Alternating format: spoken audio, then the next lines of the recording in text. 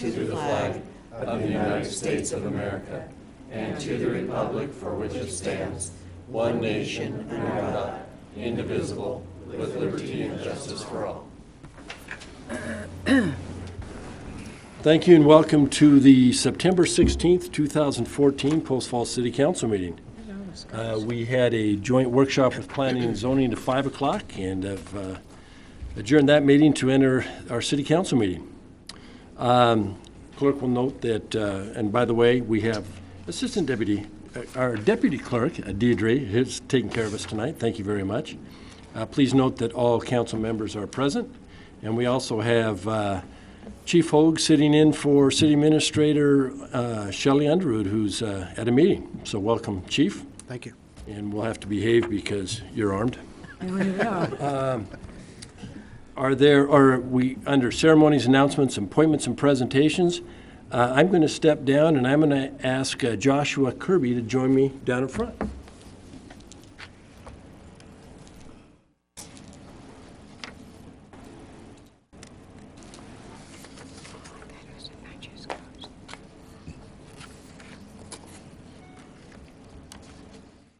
As has been the case with City Council and the Mayor for the past several years, we'd like to acknowledge young men who have done wonderful things by, in this case, earning his Eagle Scout.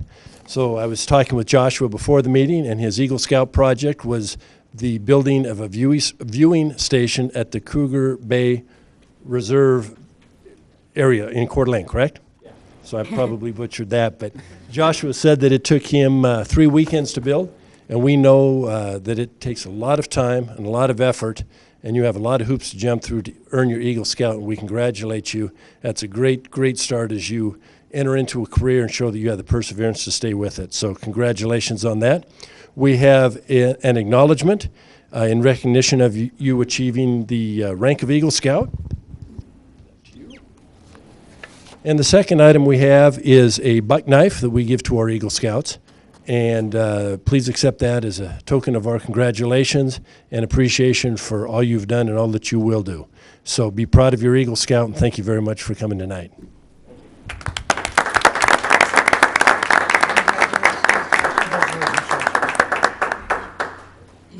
Thank you. Good work. Well done. Good job. What's your troop? 206. 206. Always a pleasure to recognize young people who've done such good work. Thank you, Josh. Chief, are there any amendments to the agenda tonight? No, sir, there are not. Any declarations of conflict? Linda? I'll recuse myself from consent calendar D, the Tullamore preliminary PUD. So noted. Thank you. With that, Chief, would you present the consent calendar, please?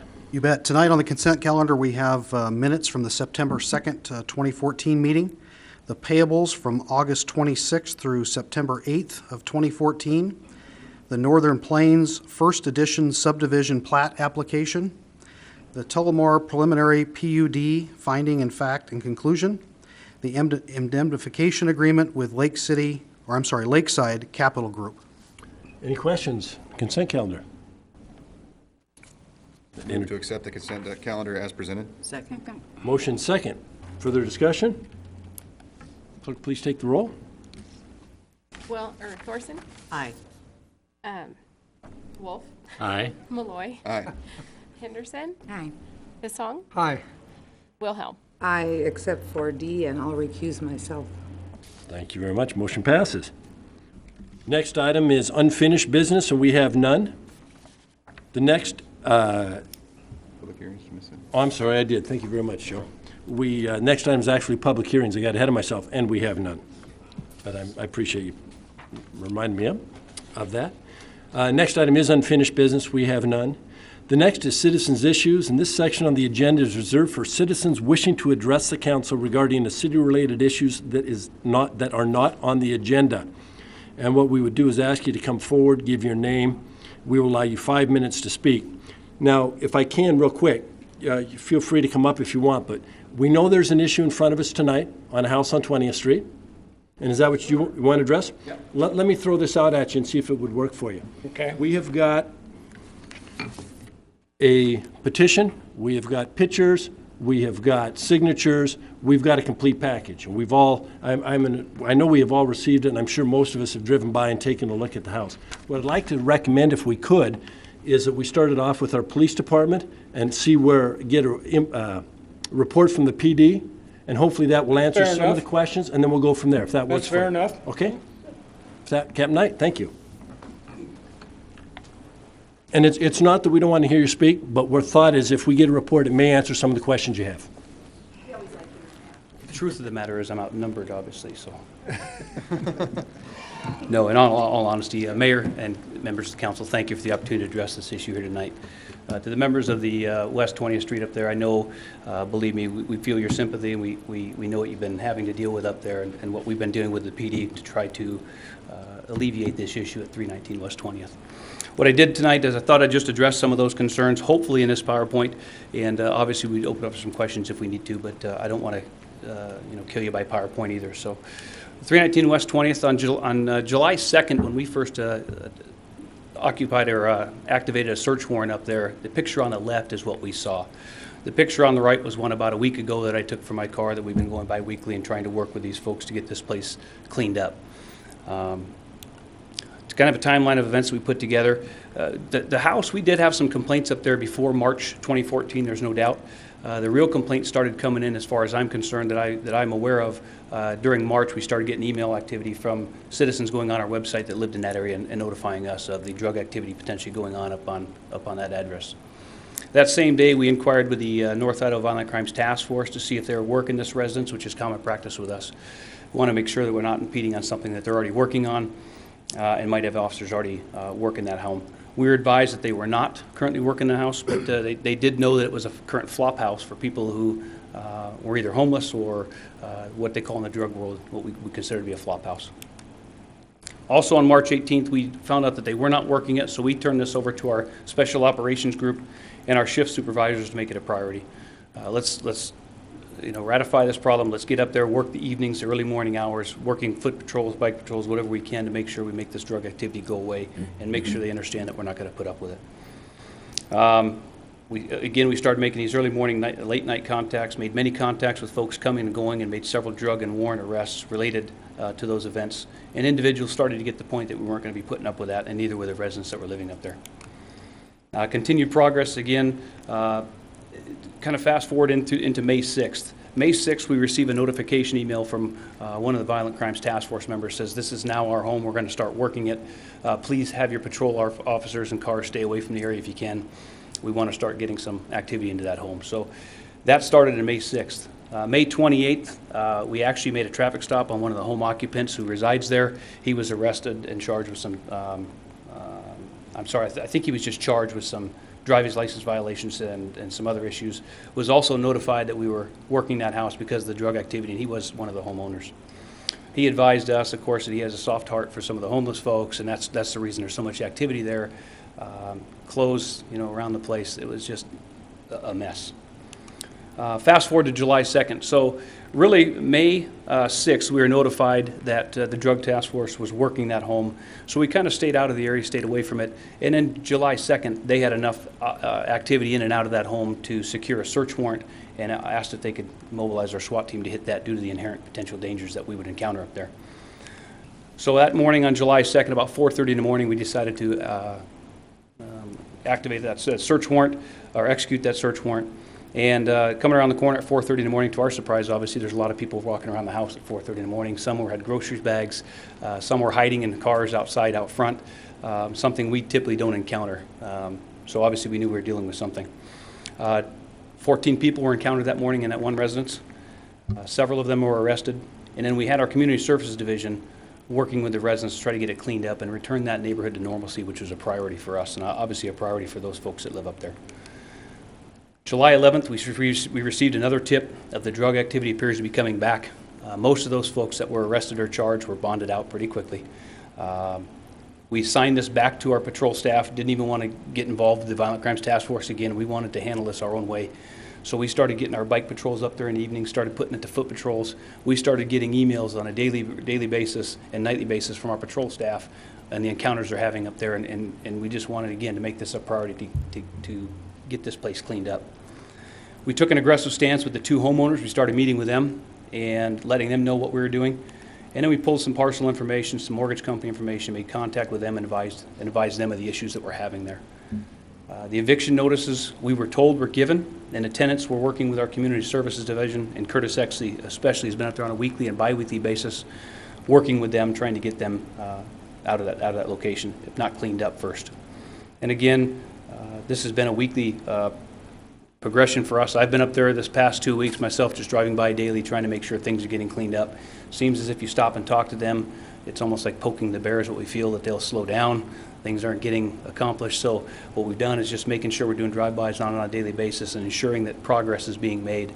And that's kind of the deal that we worked out with community services and the homeowners.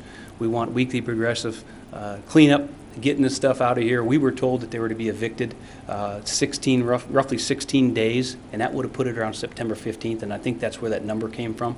I know some of the homeowners up there had asked about the 15th of September being the day that we also thought that the eviction notices were to be complete and done. We went up and had a very long conversation. Both the chief and I were up there Monday, and community services was up there again yesterday. We've had a conversation with those homeowners, and they assured us that they will, everything's out by Friday, every trailer's gone, every piece on the property's gone. What we've notified them of is that we're going to start doing other enforcement action, and that's what's going to have to happen. We'll just start showing up there, giving deadlines, and just start writing citations or complaints and summons and go about it that way. We feel that the progression, again, we feel is driving by, not living up in the area with the citizens there, but driving by the places, there's progression being made. Whether it's to all of our satisfactions or not, that's to each of our individual standpoint. But so that's kind of the cleanup here. I just took a snap photo of them trying to move a trailer out of there, and I think this move didn't go so well. I think he actually crashed that car into another red one shortly after this or before it. But nonetheless, our stance in the PD is that the cleanup's being made, the progression's being made. We've had other parcels in this city where we've taken action, whether it be let's go out and start writing citations if that's what it takes. But what we found is that sometimes that can lock us up for 2 years anyway, and sometimes it works better for us just to go up there with a kindler hand and say, hey, let's get this place cleaned up. I'm giving you some deadlines. And we found that sometimes that progression works better in getting this place eradicated. The problem is under Idaho statute, when people establish residency, it gets very difficult for agencies or cities to eradicate them out of there. As badly as we want to get that place cleaned up and evictions happening, we also got to make sure we're doing things by the book as well. So hopefully that answers some of those questions. And Chief, if you want to have you follow up. Just one thing I would add is, sometimes people think that the police can just go in and clean things up. And we do what's called constitutional policing. We have to make sure that we're following the Constitution, and we can't just go into someone's house and, start cleaning it up to our satisfaction. There's a process that we have to go through. And it's painful for us. We would like to see this cleaned up just like everybody else would, but I just want everybody to know that's here tonight that this is a priority for the department. We have assigned people to this. We're up there, as the captain said, on a weekly basis, if not more often, and we will continue that until this place is cleaned up. And that's our commitment. Quick question, Captain Knight. Yes, ma'am. You said Friday. Yes. The 15th came up, was a date, and you said by Friday. So of this week, is that? This Friday is what they notified us. The homeowners told the chief and I up there that they were gone by Friday. Everything on the property gone, to include every trailer, every piece of equipment on the ground, they said would be gone. So the problem is we have kind of worked with them weekly and given them progressions, but we need to draw a line in the sand and say, listen, here's the deal. If we're not out Friday at close of business, 4 o'clock, we're coming up and we're going to start issuing citations. Question I have as well is they will be out. Do the homeowners still own it? Was it foreclosed on? I mean, is it tenants? What's the status of that? The Universal, it's Universal American Mortgage Company down in Plano, Texas, actually has that home. Okay. And I don't know the stances, what they've dealt with the homeowners on, and I haven't met with Curtis recently to find out exactly what the eviction process is with them going on. Okay. But in my opinion, regardless of what the eviction process is, we at the PD draw a line in the sand, and this is our establishment. So, okay. Skip, you had a question? Well, partially it got answered, but if it is an eviction of the owners and a foreclosure process has taken place, this now falls on a mortgage company in Plano, Texas? that's what it's listed under. At that point, have we got any other options public nuisance, something. I find it hard to believe, and I'm not bad-mouthing a company in Plano, Texas, but I doubt that that would be on the top of their radars to come clean a lawn in Post Falls, Idaho. So is there any other steps that we can take at some point here very soon? Yeah, the steps that I think we can take is to continue to work with the folks that are moving out. They are making progress. I mean, I was up there this morning, and they're making some substantial progress. If they leave and leave a mess in the yard, then that adds to the challenge. John and I were talking about that this afternoon of, the process that we would need to go through to get a court order to go onto the property and remove those items. Could be lengthy, but again, it will be a priority, and we'll continue to work on it. If you made that move, who would actually challenge us, though, as far as going to court? Who would be We'd have against to this challenge? serve the owner, and if that's in Plano, Texas, we'd have to effectuate service in Texas on the mortgage company to begin the process. So ideally, the chief and the police department are doing things in the best way possible given these untoward circumstances that the city's faced with. To get the people that are there on the ground in possession of the property right now, whether they're the true owners or not, they're cleaning it up, and that's the best that you could hope for, and I think they're to be commended for it. It's not good, but it's a process moving it forward, as opposed to if, in fact, the owner is in Texas, to find them, to serve them, to begin the process, to do some sort of action on the property. There are certain constitutional avenues that have to be followed because you have a right to your property. And so as the owner, whether it's a bank or a private individual, they're still the owner of the property and they have due process rights. Linda? Just impatient. Well, according to the narrative that we have here on our desk, it says that the residents at 319 West 20th Avenue have defaulted on their home loan as of June 12th, 2014. And so if that's true, and that was the date of the notice of default, the mortgage company could have them out of there in the 120 days on their deed of trust. That would be the law. Is that not correct? It would depend on their particular deed of trust, and the right That to would cure be- and everything else. But yeah, that's pretty standard. But you come down to the Honest. mortgage company being down in Texas that you would have to serve, but we would have to effectuate that in some fashion. Yeah, and some of that question, Mayor and Council, was questions and answers we're still trying to get. We've even made phone calls to the Universal American Mortgage Company out of Seattle, hoping, can we get someone there to help us on this parcel number?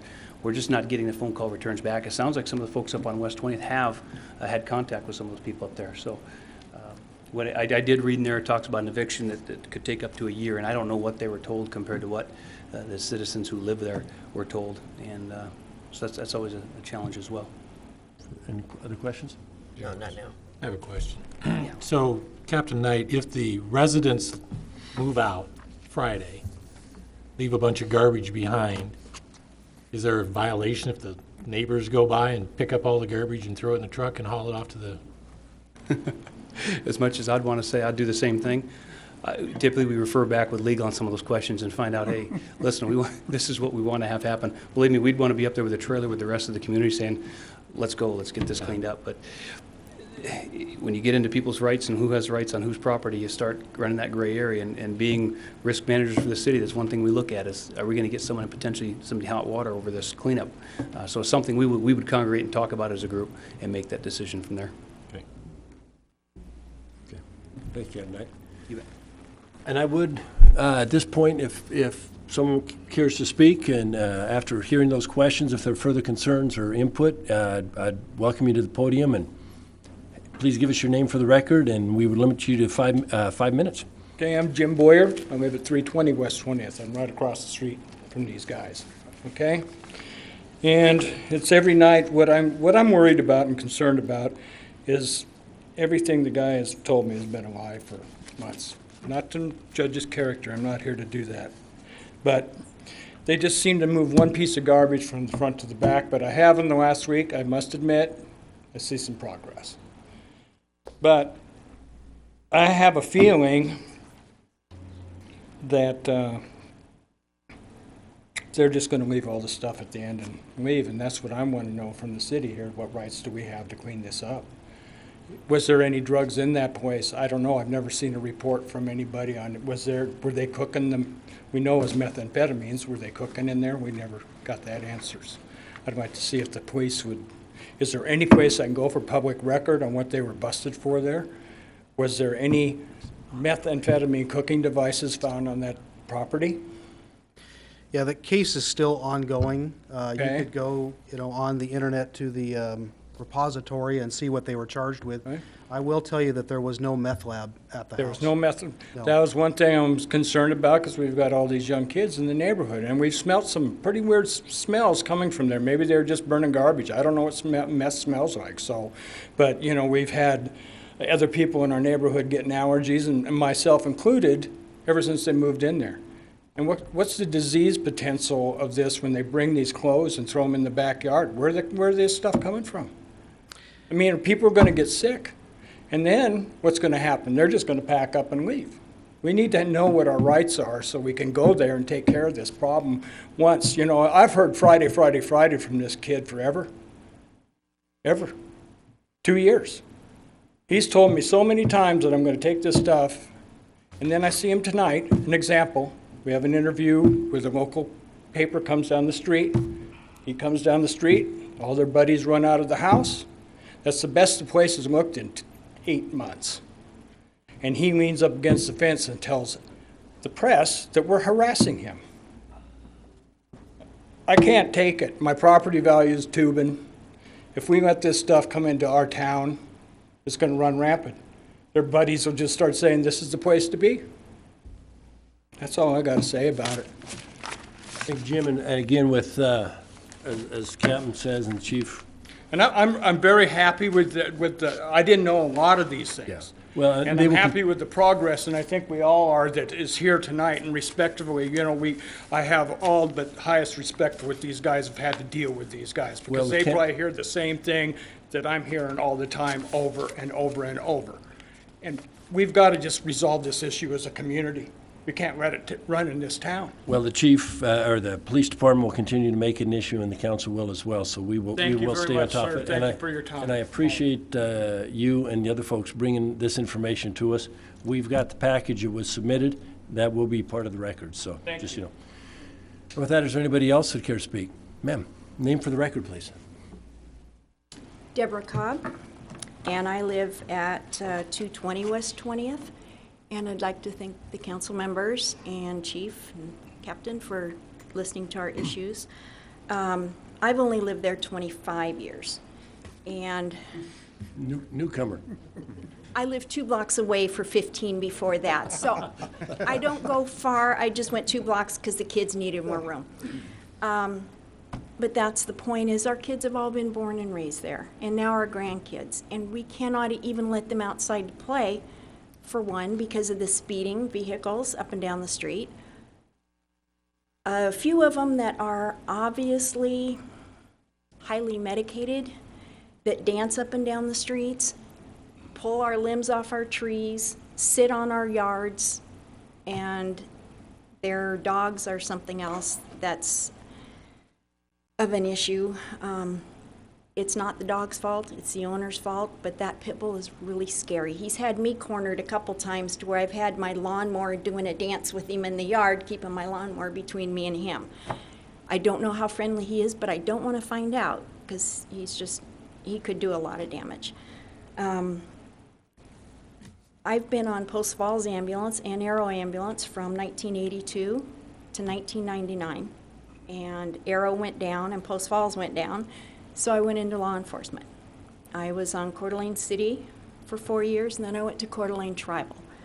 I'm responsible for one of the largest drug busts on Tribal, which I'm very proud of, but to have to sit there now 3 houses down from this house watching what goes on it's killing us. And the environment and the people that are in and out of there, it's a scary situation to be in. And I think anybody would feel the same way if they had to live that way. We're worried about our property values. We're worried about the harmful substances. One neighbor found some syringes in her yard last Friday. She destroyed them. She didn't call. I wish she had. We've told her if she finds any more, please call. thefts in that area have increased greatly. And we had an issue tonight where he got in my face and said, well, I haven't stolen from you. I said, that's a really good thing for you. But, I mean, he's proud of that fact. And he's proud of the fact says he's only been arrested 3 times. And we've seen his background. It's more than that. But what we're asking is the council to please, and law enforcement, to look into these issues. If there's anything that can be done legally from your end, please help us with it. Like Jim said, we've been told Friday for the last 8 months. Friday comes and goes. And we would just like help, and we're really thankful you guys have been patrolling like you have. That's been a saving grace. It's pulled them back.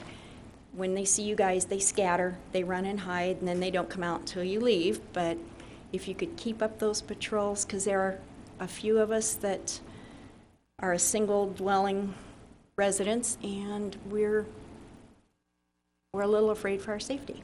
And we're afraid of retaliation too. So if you guys could help us out in any way, we would so appreciate getting them out of our neighborhood and hopefully out of Post Falls. So you guys don't have to worry about it anymore. But thank you for listening.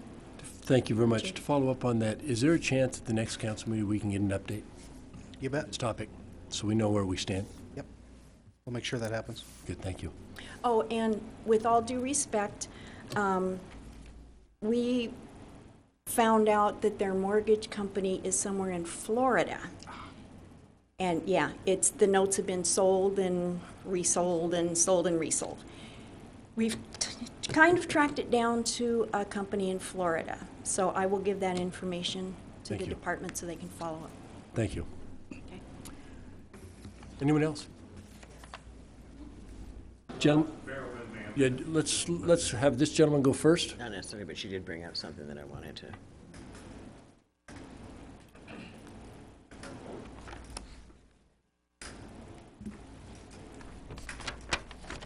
Just name for the record, please. Dick Menti, and I've lived in that neighborhood in the same house for 40 years.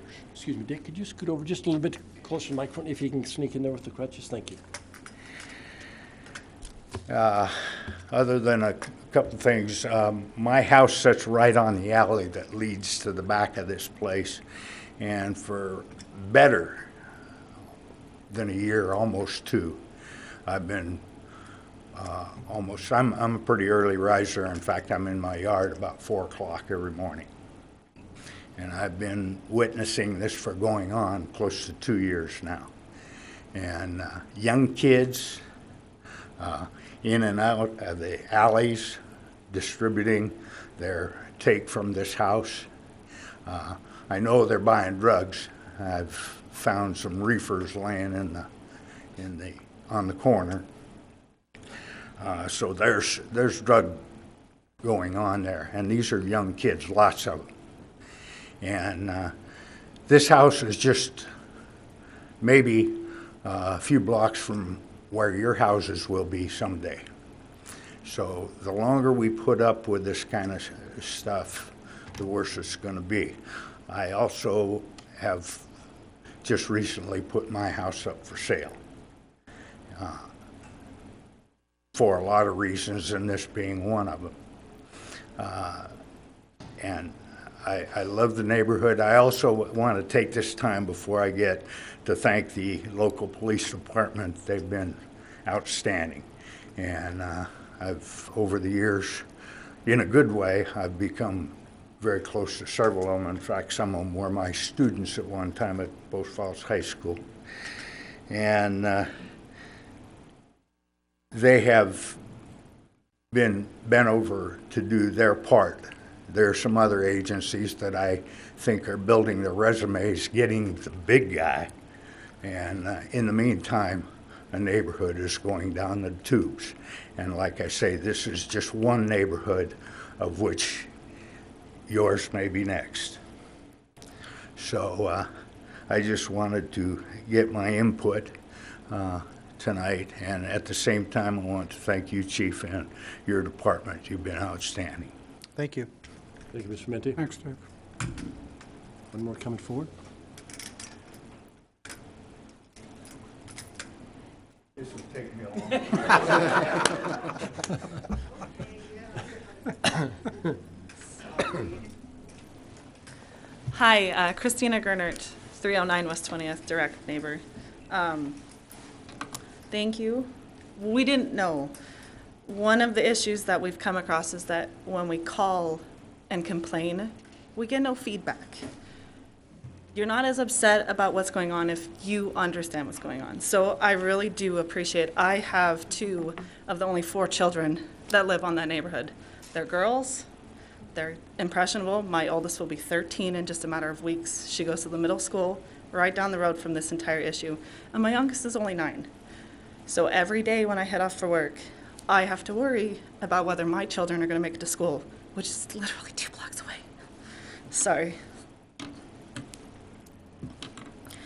Is there any way on PFPD website or the city website or something? We've heard rumors, because after that raid when it aired on the news, we heard rumors from people that would actually drive over to our house and catch us outside and say, hey, we have the same thing going on in our neighborhood. We just heard rumor a few weeks ago about a house not 2 blocks down the road on 22nd that's doing the same thing. And so is there any way that we can update the website or put some kind of link so that our future neighbors that are now coming across the same issue and realizing, hey, there's a reason that I'm up until 4 o'clock in the morning, and there's a reason that this house is littered with garbage, and there always seems to be people coming. Is there a way to give them advice so that they're not having to struggle through this as long as we have? A website that says, hey, here are your rights, here are the codes, start with this, call this person, notify this individual, send an email, something so that these problems don't last for 2 years like they have with us. Is that a possibility, Scott? Chief. Yeah, there is. And I think one of the things after listening to this that might be good is to have a block watch meeting, to get people together at a location and have Curtis, who's working on this, and the captain and even myself come up and talk about some of the things that we can do. It really does help if people call us. They talked about finding drug paraphernalia. Those are the kind of things we want to know. There's a lot of times where we only have 3 or 4 police officers working the city. Correct. And it's the squeaky wheel that gets the grease. And Yeah, so we are if we still a start precinct hearing now. about problems in an area, we'll start, assigning officers there like we have on this one. But that would be my recommendation, is I think we get together and have a neighborhood meeting and talk about how we can partner together to solve this problem, because we can accomplish a lot more by working together than we can separately.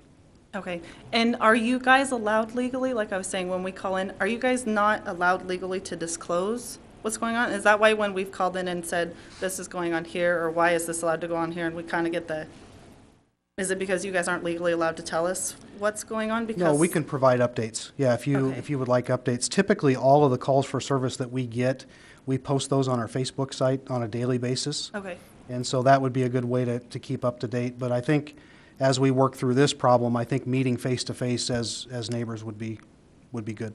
okay. Once again, thank you. We have noticed a difference. I wish they weren't. But no, thank you once again. And hopefully Friday, right? I'm Friday. Well, again, thank you for your input. Thank you for bringing it to our attention. Please know that it is a priority for the city. It's obviously a priority for our police department.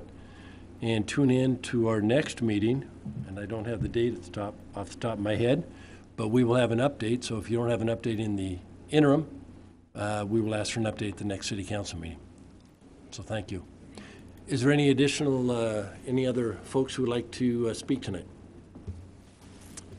Well, thank you, and I appreciate the way you folks, one more.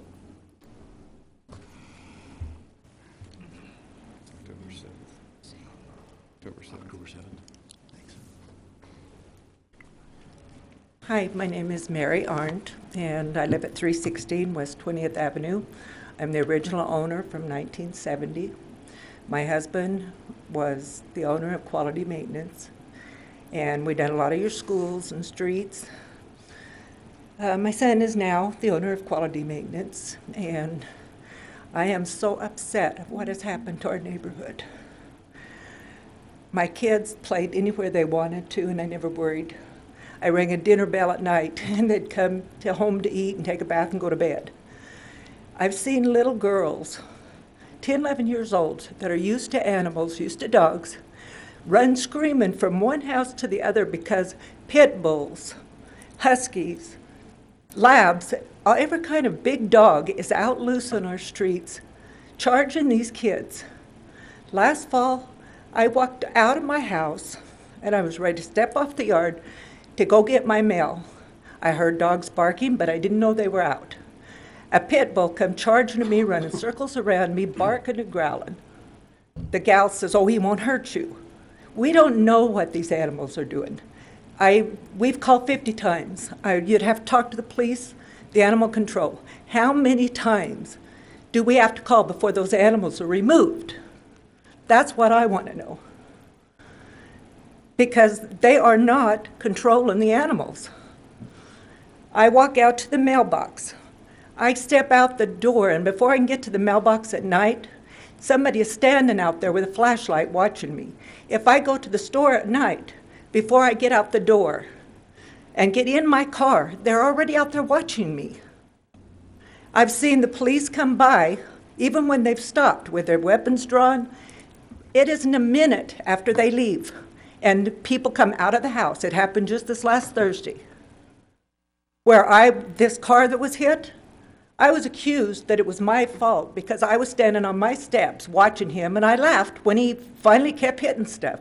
He was so stoned out of his head, he couldn't even walk. I am sorry I wasn't going to talk tonight, but I am so furious of what is happening that our kids don't have a safe environment. We've got to clean it up. Anything that can be done, not just on a block watch, but for the whole town. My grandson is just going to buy a place on Compton, which means my great-grandchildren are going to live here. I don't want this filth for them. I want them in a decent community. I love it here. I've raised my kids here. Both of them graduated here. And I want that for every kid in Post Falls. We have parks, we have schools right down the street from us. Why has this went on so long with this filth, this garbage, all of it? I've had them verbally attack me tonight. I've had them attack me with me on my front steps when I haven't said a word to them. And I am tired of it. So I do appreciate everything the officers have done. They have been excellent. They are down there now within minutes, and I cannot congratulate them enough. They are trying their hardest to help us. But somewhere we have rights too. I, as a widow, should feel safe in my home of 40 years. I should not have to be up every 2 hours because lights are going on in the garage across the street, banging. Last night I had 5 ladies over to my house. They sat across the street with a floodlight in my window for like 10 minutes trying to intimidate us. That's what it was today, trying to intimidate us to make us back down. I'm too stupid to back down, as you can see. I shouldn't even be talking.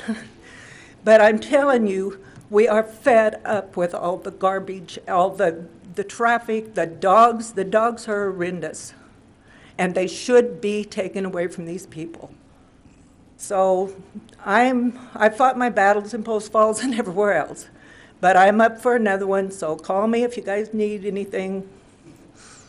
I'll do what I can. Thank you very much. Thank you very much. Appreciate it. I do want to affirm, and I'm not coming up there again. We'll repeat it. I just wanted to affirm that about a year ago, when I had 2 good legs, one of the dogs who got that high did come and charge me while I was out in my yard and hit my chain link fence, almost knocked me down through a chain link fence. He's a big boy, and he chased his cousin into a baseball bat in the house. Thank you. And for There's some unfriendly okay, dogs there. and just for the video, that was Mr. Menti talking about a large dog a year or so ago who had charged him as well. So he confirmed the fact that the dogs had charged.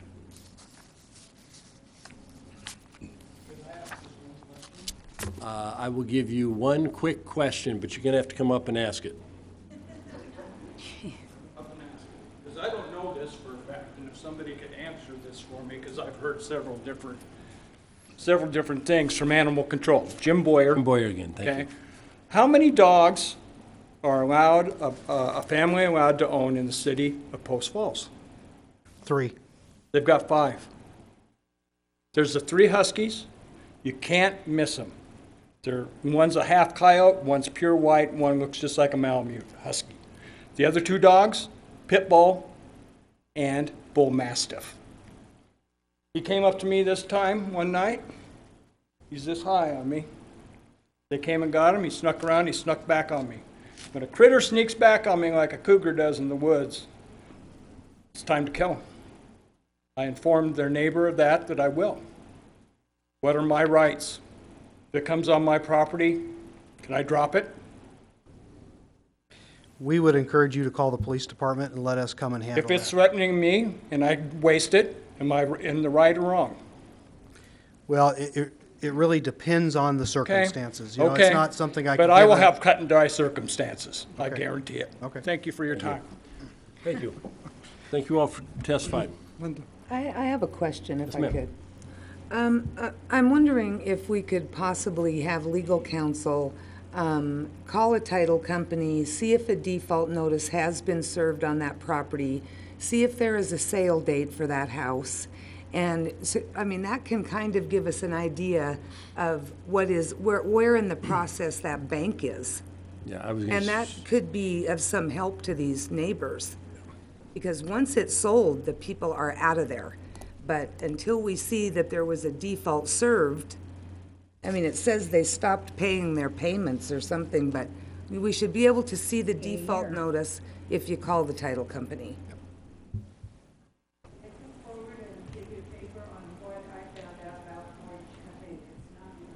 What I would ask is that I'll let you leave that with the clerk, and that way we'll have it for the record, and our attorney would have it.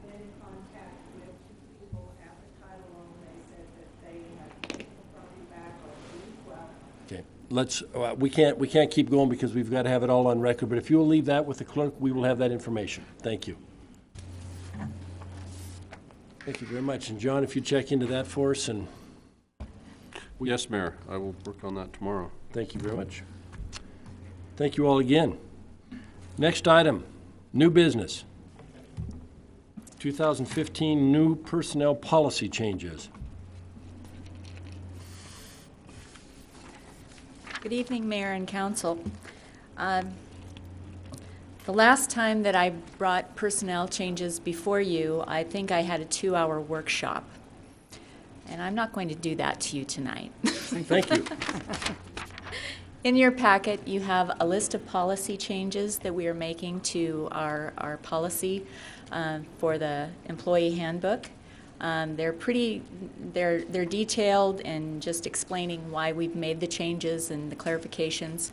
Most of the changes that we're making to our personnel policy are regarding the just housekeeping, formatting changes and modifications.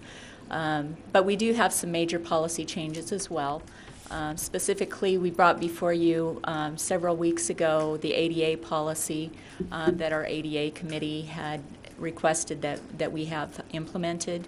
As well, we have some PTO, our paid time off changes that we are making, and to our catastrophic bank and to our family medical leave time in which time is taken off.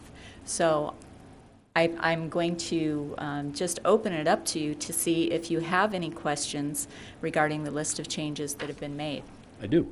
Okay. If I can lead. Veteran preference, very important. Yes. And I know we had a situation where someone was upset because they were a veteran, and since they had applied, they thought they should have the job, period. My question is for clarification. Veteran preference, what does that mean? Veterans preference allows an individual that has put in an application to be considered for a job, that if you are on a grading system, such as I know, with the police department, when they do their interviews, they have kind of a grading system, so that if an individual has a veterans preference, by supplying us with a form called a DD 214, they can get a few extra points that would go in their favor in terms of whether or not, if they have equal qualifications and that grading. That was my point, equal qualifications. Yes. And again, I think it's critical that there is veteran preference, but by the same token, I know we had a situation where it wasn't necessarily equal, but the person thought since they were a veteran, the job should have been there. So I wanted to make sure that we understood it was with equal qualifications. Right. Another question I have, with the passage of the law to the west, does the city still drug test applicants?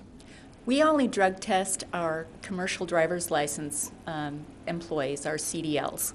And we've had conversations about doing drug testing across the board, but our legal counsel in the past, and this is not something we've actually discussed recently with John, is that by law as a public employer, it would not be legal to drug test all employees unless it's for safety-sensitive positions.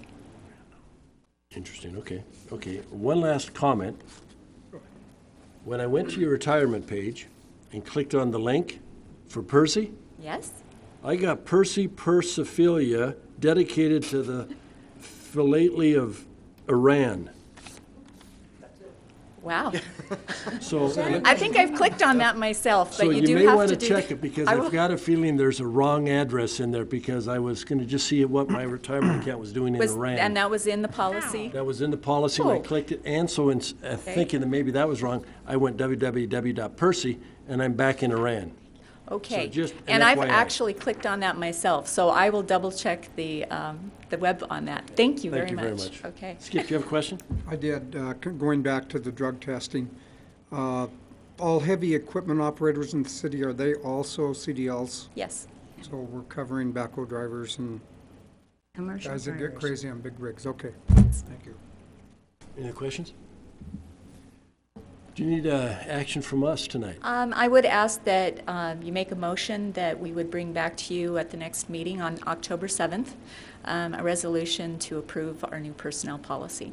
So moved. Second. Motion second, further discussion? Clerk, please take the roll.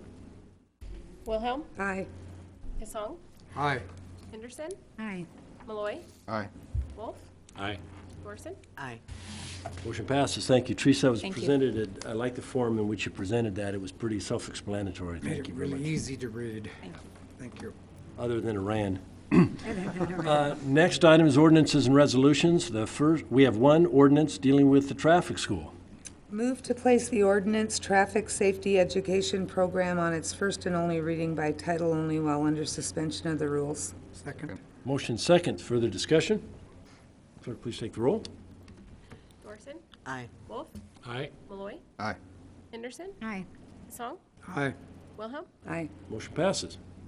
Mr. Cafferty. Would you like me to read it, or do you want to discuss ordinance at all first? I wasn't sure if the Well, I chief think wanted the to chief speak. gave us a memo, right, in there, and I think it answered the questions, but Okay. if there's no... I have no discussion. No discussion from Mr. Hisson, so we're good. And ask for discussion. Please. I wasn't sure on that. So, Traffic Safety Education Program, an ordinance of the City of Post Falls, a municipal corporation of Idaho, providing for the creation of a traffic safety education program, providing for funding for such services, providing an effective date, and providing for other matters properly related thereto. Move to approve the ordinance Traffic Safety Education Program and to direct the clerk to assign the appropriate number and that it be published by summary only. Second. Motion second. Further discussion? Should we, for the interest of those at home, have perhaps Chief Hogue just real brief? It's basically a change of funding that's requiring this ordinance, just so people understand what it's about.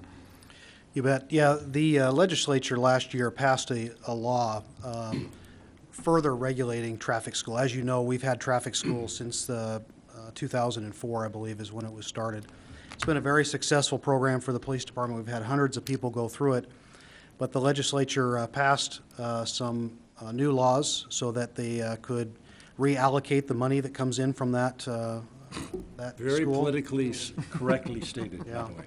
And so, as part of that new legislation, they require us to pass an ordinance to have the school. And so all agencies in the state have stopped offering the traffic school because of the new law, but we're going to continue to offer it. I really believe it's a real benefit to the community to have that educational piece.